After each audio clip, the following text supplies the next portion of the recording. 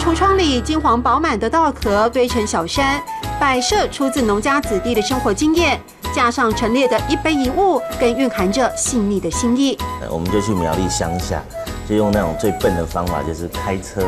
载他们去一天去看那个乡下我们那些老人家在做什么事情。然后后来他们回来就觉得说，客家好像不管什么样天气哈，都是在认真工作，然后就有那种屹立不倒的精神。我看到的老一代客家人真的有这样，就是剩下一小块地，他也可以站着，尽量不倒。但是原本是科技业的一级主管刘邦初，放弃高薪转战文化商品，只为圆心中创意美学的梦。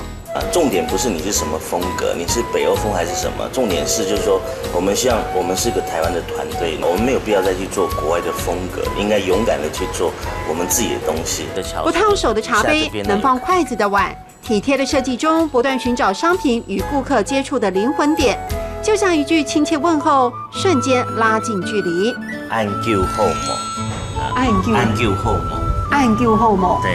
刘邦初体内的客家精神在生活中实践，期待着有一天台湾美学能在每个角落体现。按旧后某，按旧后某。